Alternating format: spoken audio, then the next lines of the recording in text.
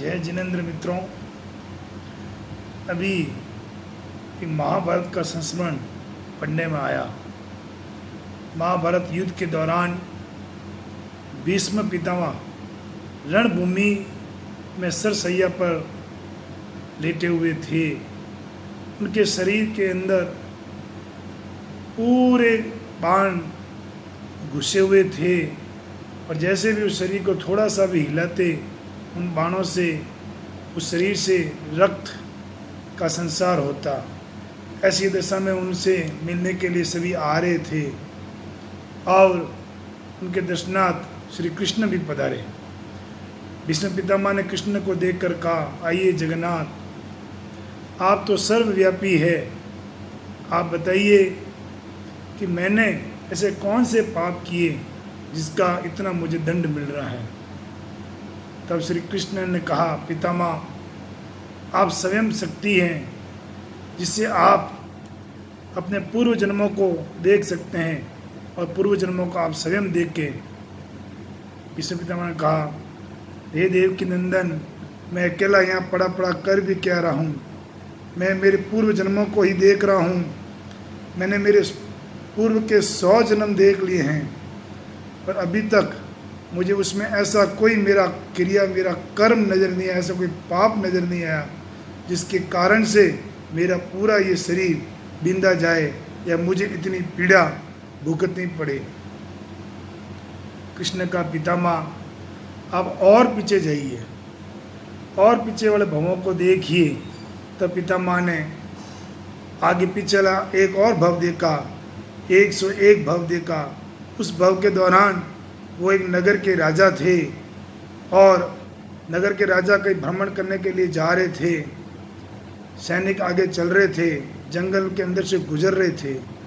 तो एक सैनिक दौड़ता हुआ आया और भीष्म पितामह को बोला कि महाराज, रास्ते में एक सर्प है, वो हमारे सैनिकों के पाँवों के नीचे आने से, कुचलने से मर जाएगा। तब भीष्म पितामह ने आदेश दिया कि उस सर्प को पकड़कर झाड़ियों में फेंक दो। उस सैनिक गए और उसने सर्प को पकड़कर झाड़ियों में फेंक दिया।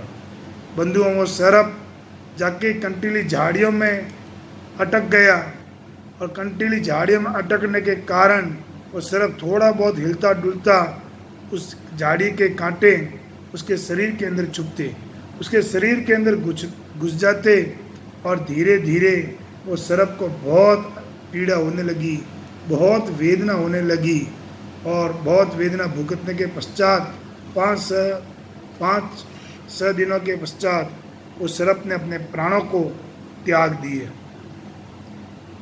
उस सर्प को जो पीड़ा हुई, जो वेदना हुई, उस वेदना के कारण भीष्म पितामह के कर्मों का इतना भारी बंधन हुआ। तब भीष्म पिता ने कहा, हे त्रिलोकीनाथ, आपको तो मालूम ही है मैंने जानबूझकर ऐसा नहीं किया था। मैंने तो मेरा उद्देश्य तो सर्प की रक्षा करना था, तब ये परिणाम क्यों। तब श्री कृष्ण ने कहा कि क्रिया तो हुई है, बोले जानबूझकर हो या अनजान में हो, जो हमसे जो क्रिया होगी उसका जो परिणाम आएगा, जो परिणाम होगा वो हमें भुगतना पड़ेगा। ये विधि का विधान है। आपका पुण्य प्रबल था इसलिए 100 भाव तक आपको उस पीड़ा को भुगतना नहीं पड़ा और 101 भाव में भुगतना पड़ा। बंधुओं, देखिए कि एक छोटी सी क्रिया, जान अनजाने में की गई क्रिया का भी ये परिणाम होता है और आज हम जानबूझकर न जाने कितने जीवों को पीड़ा देते हैं, कितने लोगों का दिल दुखाते हैं। हमारे छोटे से अल्पकालीन सुख के लिए हम दीर्घकालीन कितनी बड़ी विपत्ति, कितनी बड़ी समस्या और कितनी बड़ी पीड़ा को मोल लेते हैं। हमें सोचना चाहिए कि जो कर्म हम कर रहे हैं, जो क्रिया हम कर रहे हैं, उसका परिणाम हमें भुगतना होगा। भगवान महावीर को भी अपने पूर्व भव में किए गए कर्मों का परिणाम भुगतना पड़ा। इस संसार में ऐसा कोई प्राणी नहीं है जो अपने किए हुए कर्मों के परिणाम से भुगतने से मुक्त रह सकता है। अतः बंधुओं, हमें हमारी हर दैनिक क्रिया को सावधानी पूर्वक करनी चाहिए क्योंकि कर्म का फल तो भुगतना पड़ेगा। अतः हमारी क्रिया सात्विक हो, सही हो, प्रामाणिक हो और शुद्ध हो, ताकि उससे आने वाले परिणाम भी हमारे लिए सुखदायी हो, शुभ हो। ऐसी मेरी मंगल कामना। धन्यवाद।